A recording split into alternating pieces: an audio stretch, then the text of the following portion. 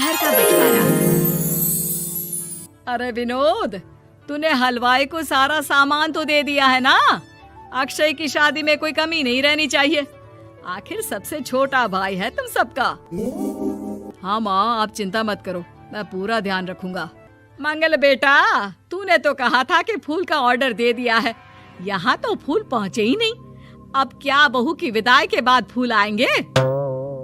माँ, मैंने अभी बात की है फूल वाले से, वो रास्ते में ही है।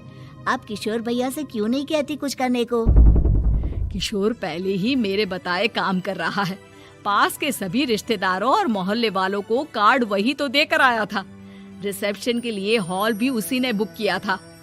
टेंट कुर्सी वालों को भी तो वही देख रहा है। पर कई मोहल्ले वाले तो हमारे भरे पूरे परिवार से जलते भी हैं। उन्हें बुलाने की क्या जरूरत थी? बेटा, शादी ब्याह में तो बुलाना ही पड़ता है, नहीं तो लोग क्या कहेंगे। दादी दादी देखो ना, हलवाई अंकल हमें लड्डू नहीं दे रहे, आप इनको डांटो ना। अरे चैन सुख दे देना बच्चों को लड्डू, क्यों तंग कर रहा है इन्हें? बीबी जी, मैं कहाँ मना कर रहा हूँ, लेकिन लड्डू बनते ही ये बच्चे उठा उठा कर खा लेते हैं। अरे मैं तो इन्हें थाल में रख के परोस भी नहीं पा रहा। भागो, अब कोल्ड ड्रिंक पीने चलते हैं। भागो भागो, अब कोल्ड ड्रिंक पीने चलते हैं। जैसे कि आप देख रहे हैं, आज इस घर के सबसे छोटे बेटे अक्षय की शादी है। घर में बहुत चहल पहल है। कुलभूषण की बीवी कमला को फुर्सत ही नहीं है कामों से, लेकिन कुलभूषण और घर के बाकी लोग कहाँ हैं? आइए देखते हैं। अजी, आप यहाँ आराम से बैठकर गाने सुन रहे हो और घर में अभी तक इतने काम बचे हैं करने को। अरे भाई, मेरे सबसे छोटे बेटे की शादी है, इसके बाद तो मैं अब चिंता मुक्त हो ही जाऊंगा। और फिर घर में तुम हो, बेटे बहुएं हैं, तुम लोगों के होते हुए मैं क्यों काम करूं? मैं तो शान से बेटे की शादी में जाऊंगा तैयार होकर। अरे ठीक है, अब आप आराम ही कीजिए। एक बार अभिषेक की बीवी आ जाए, फिर मैं भी आराम करूंगी और मेरी चारों बहुएं पूरे घर की जिम्मेदारियां संभाल लेगी। इतना कहकर कमला वापस अपने काम में लग जाती है।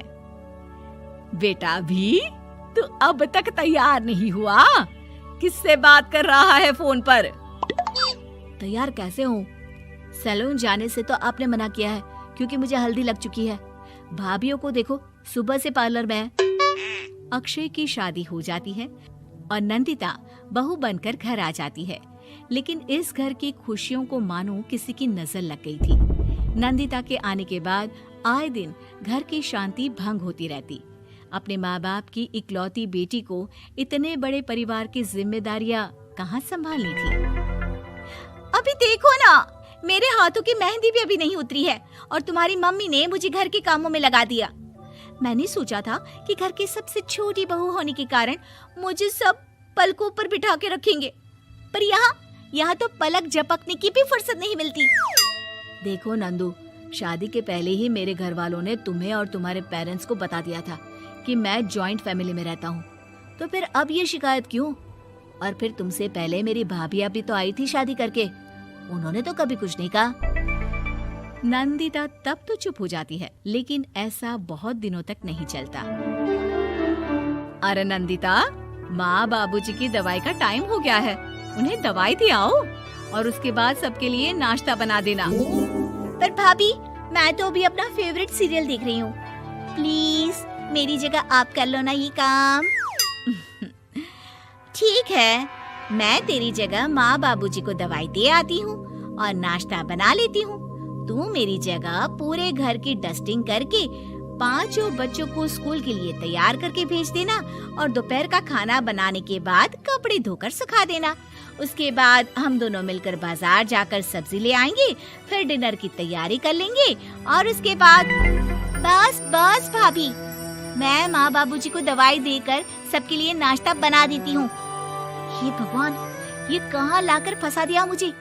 मेरे घर में तो गिनती की 8 रोटियां और 2 सब्जी बनती थी और नाश्ता निपट जाता था, यहाँ तो रोटियों का ढेर और सब्जियाँ बड़े बड़े पतीलों में बनानी पड़ती है। नाश्ता बनते बनते लंच का टाइम हो जाता है और लंच बनते बनते डिनर का।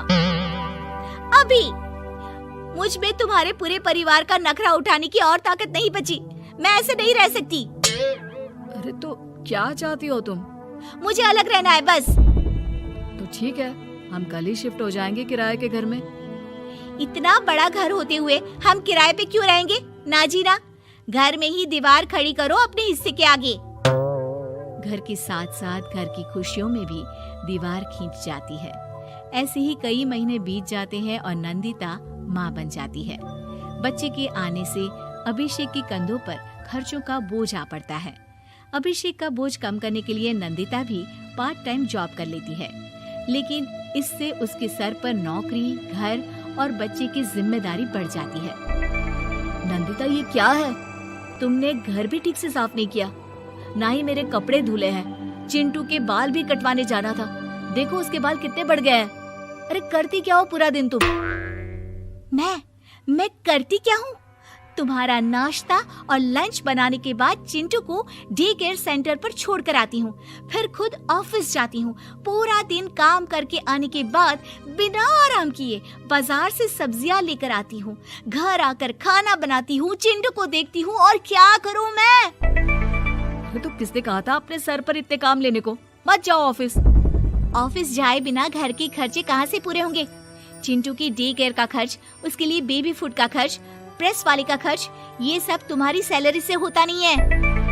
अगर परिवार से अलग नहीं होती तो इतनी मुसीबतें नहीं उठानी पड़ती तुम्हें परिवार के साथ मिलकर काम करने में दिक्कत थी, लेकिन काम तो अब भी बहुत है तुम्हारे सर पर। चिंटू को भी डे केयर भेजने की जरूरत नहीं पड़ती। उसको गोद में खिलाने के लिए दादा दादी और घर के सभी बड़े होते। उसके साथ खेलने के लिए उसके भाई बहन भी होते। मेरे तीनों बड़े भाइयों के बच्चे भी बड़े हुए हैं, लेकिन बिना महंगा बेबी फूड खाए, क्योंकि मेरी माँ और भाभियाँ बहुत अच्छे से जानती है कि बच्चे को क्या खिलाना चाहिए।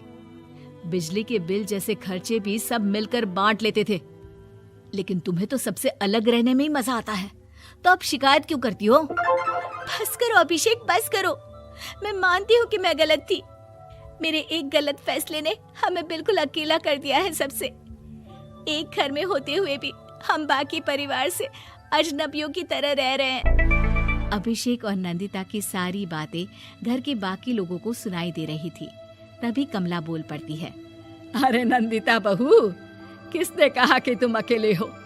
तुम्हारा इतना भरा पूरा परिवार है ना तुम्हारे साथ। हम तो बस ये चाहते थे कि तुम अपनी गलती समझ जाओ। अगर हम तुम्हें समझाते तो शायद तुम ना समझती, लेकिन अपनी गलती का एहसास तुम्हें खुद हो गया है, तो अब तुम समझ चुकी हो परिवार में एक साथ रहने का मोल क्या होता है। मम्मी जी, मुझे माफ कर दीजिए, अब ऐसा दोबारा कभी नहीं होगा। अरे माफी बाद में, पहले मेरा पोता जरा मेरी गोद में तो दे, और तू जाकर सबके लिए चाय बना ला।